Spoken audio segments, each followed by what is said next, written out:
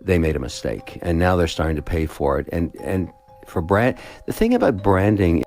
Now let's move to this story. Prince Harry and Meghan. Sorry, as soon as I said it, Prince Harry, I can see you going, what did he say? I've got the hiccups now. Prince Harry and Meghan Markle's Archwell brand. When they decided to leave the royal family, collectively, the two of them, that was an incredibly stupid decision, because her whole brand was associated with royalty and what she had risen to from nothing to becoming effectively a royal. Because she spent most of her time when she was in the United Kingdom, outside of the United Kingdom.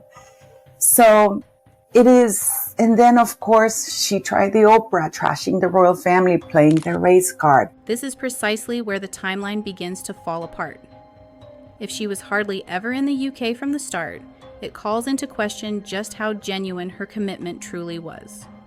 Then came the infamous Oprah interview, a turning point that critics insist transformed the situation from a private issue into an international circus.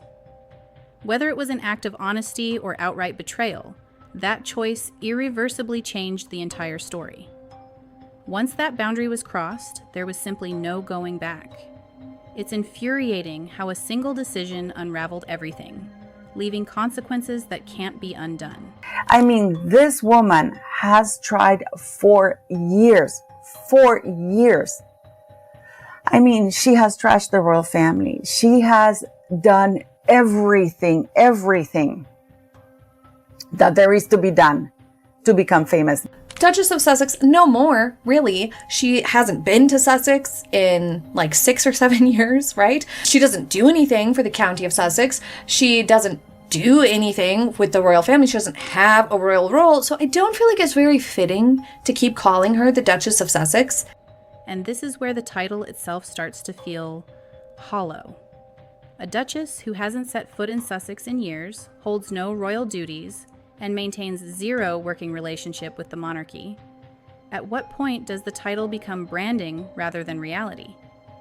Critics argue it's less a role and more a costume, worn when convenient and discarded when accountability comes knocking. And that raises the uncomfortable question no one in royal circles likes to ask out loud. If the royal connection is gone, what exactly is left to justify the crown? I want to tell you this. With Love, Meghan, that stupid program on Netflix, failed to rank among Netflix's top 300 most watched titles between January and June. The New York Post, confirmed Markle's 8-part series ranked 383rd with just 5.3 million views since it debuted on March 4th. 5.3 million. This is where the fairy tale officially collapses. 8 full episodes, global promotion, a royal title attached. And still, it couldn't even scrape into Netflix's top 300. Ranking 383rd isn't just disappointing, it's humiliating in streaming terms. And suddenly, that massive Netflix deal doesn't look like a victory lap. It looks like a warning sign. Because if Meghan Markle can't pull numbers with this level of exposure, the uncomfortable question becomes, has the audience already moved on? The costs are increasing, donations are falling, and they've only given out, I think, $1.25 million in grants, but their costs are around $5 million. Wow. So, yes, you don't need to be Peter Jones from Dragon's Den to realise the numbers don't really add up here. This is the critical point where the reputation of a humanitarian organization begins to falter under close examination. When operational expenses soar, and the tangible impact of charitable efforts diminishes, the situation can quickly become concerning.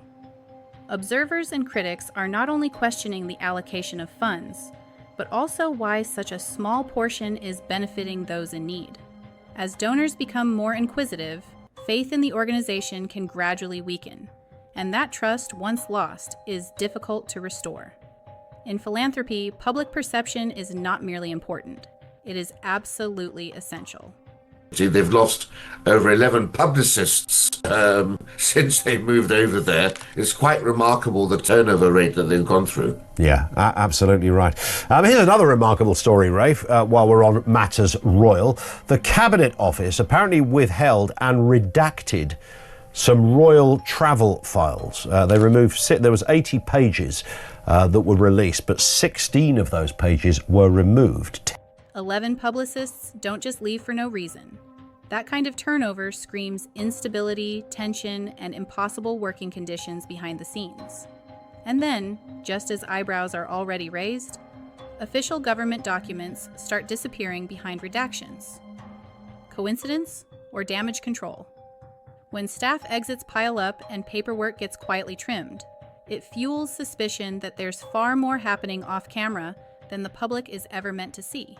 Because her whole brand was associated with royalty and what she had risen to from nothing to becoming effectively a royal, which 0.0001% of the population ever gets to do. And yet, there's a cost. Obviously, you're part of a very complicated family with a complicated history and a responsibility to a nation. This is the contradiction no rebrand can erase, and no amount of soft focus imagery can distract from. Meghan's rise was powered by royalty, a position so rare it borders on mythical, one that millions can only ever watch from a distance. But royalty isn't just glamour and global attention. It's obligation, restraint, and sacrifice, especially when the spotlight turns uncomfortable. It requires showing up when it's hard, staying quiet when speaking out would be easier, and understanding that the role is bigger than the individual. Walking away from that system didn't just close a chapter, it pulled the keystone out of the entire arch. The prestige, the relevance, the instant authority she once carried were all tied to that royal framework. Strip it away, and what's left has to stand on its own merit. And critics argue that's the real problem. The brand is still trading on echoes of royalty, while trying to pretend it no longer needs it. That tension is impossible to hide forever, because you can't reject the institution and simultaneously rely on the power it gave you. And the more this brand struggles to find its footing, the clearer it becomes. Without the crown, the platform that made everything valuable may already be gone.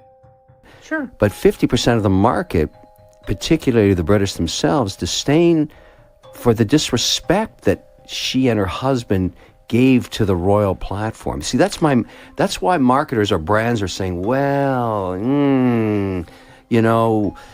does she really rep my brand properly? This is the nightmare scenario for any brand strategist. When half the audience, especially in Britain, feels alienated, partnerships become radioactive. Companies don't just sell products, they sell trust, relatability, and goodwill. And if Meghan and Harry are seen as symbols of disrespect rather than progress, brands hesitate to tie themselves to that controversy. Because in marketing, perception isn't a side issue, it's the deal breaker. So here we are, numbers falling short, reputations fraying, and a brand still searching for solid ground. This isn't just about one show, one charity, or one deal gone wrong. It's about a pattern that keeps repeating itself. The question now isn't what went wrong, but how long can this continue before even the most loyal supporters start asking harder questions? Because in the royal world, nothing fades quietly. And when the spotlight turns this harsh, it rarely switches off on its own.